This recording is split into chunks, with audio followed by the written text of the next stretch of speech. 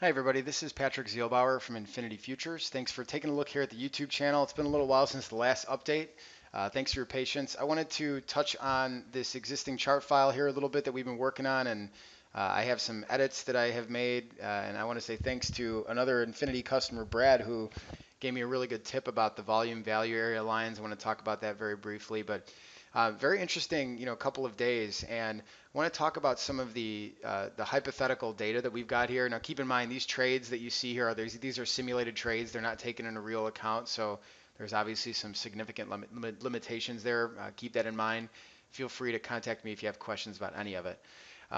One of the things that I changed about the charts, well, there's two things really. The first is I added another set of the volume value area lines that shows the developing lines. So see this green dotted line up here and then this red line here. This shows the value area as it was historically. I never really thought that I could add this without screwing up the study, but it actually works really well because it holds some of the historical signals this way. They don't disappear as often. So they still do a little bit, I've noticed, but not nearly as often as before. So as an example, if the market like rips lower through the value area and then comes right back, sometimes that signal would go away, and that still can happen. But with the developing volume value area lines here above and below, it's holding some of the historical signals a little bit better. So here's what happened today. So the market opened up. Obviously, things got a little wacky with crude oil today, and so one of the things I also did with the chart is I added a study called percent change since previous close of crude, and I added it down here. So you can see crude obviously got smoked today. It was down 4% or plus, 4% plus, about $2. So obviously a big break in crude. And as we all know, one of the things we've been keeping an eye on with this particular setup here is that if crude is starting to drag the market down, which it clearly was today, that's a good reason to be cautious with the longs, even if you think you get a really good signal. So today, when I was watching this, these two signals sort of fired at the same time. So I'm going to put the global cursor on here for a sec. You see right here, there's like a long one here, and then if you go over to this is on the Dow chart in the middle, and then if you go over here, there was another long right in this area on the NASDAQ. So they both came in right around the exact, or I think virtually at the exact same time. So why did I pick the NASDAQ and not the Dow? Well, I picked the NASDAQ because these markets were ripping lower because crude was already down a bunch. It was down about 2% at the time. And the NASDAQ is the whippier, more volatile market right now. And that's the reason why I picked it. What's happening to this system right now is that if you are not careful about trying to establish whether it's a trending day or a non-trending day, you're going to get rolled over. And with the Dow, I was just a little bit more cautious where I didn't want it to, I didn't want to get on the wrong side of something that I felt had less of a chance to rebound. The NASDAQ I felt had a little bit of a better chance to rebound, and it certainly turned out that way. It wasn't a huge day. There was only one signal that I felt was worth taking. It was this one here, 56.15 and a half long. Then here, the market rallied eventually. And notice the Dow didn't really rally as much, right? So there wasn't the same recovery in the Dow. And that's kind of what I was expecting. The Nasdaq is definitely the outlier lately. There's been days where you see the Nasdaq, up early in the morning and all the other markets are down. It's definitely the outlier with all the earnings and tech stock stuff. So the market rallies up here and a short signal comes in. So I was thinking, I was still long. So I was thinking, okay, should I reverse it and go short? And of course, with the benefit of hindsight, the answer is absolutely I should have. But what I did was take the more conservative option and just put a stop in. So just in case it really kept running, I thought, okay, why not just put a sell stop in? I'm already up 10 points or so on this hypothetical position.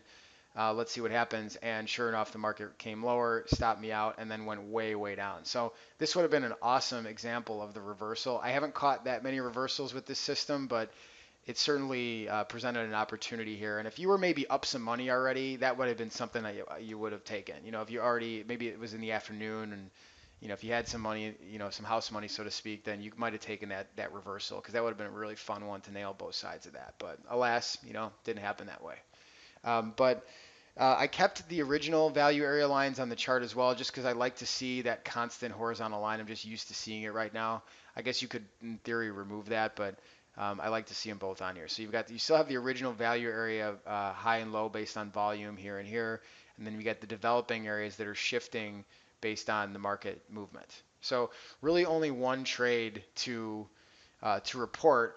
But again, keep in mind, I didn't take both of these, right? So one of the things we've talked about in some of the other videos is if the market is ripping through, and crude especially, I mean, I know I have said this over and over again, you don't necessarily have to take them both. Maybe just take one. You know, if you think about your account and think about the fact that you may find yourself wanting to add a position somewhere, you don't want to be over levered, especially too quickly in a market like this that we have seen some volatility. All right, a good example of how this can really crush you if you're not prepared. I'm going to go to the trade activity log here, and again, these are oh, excuse me, I apologize. That's the wrong window. Let's go to the trade activity log.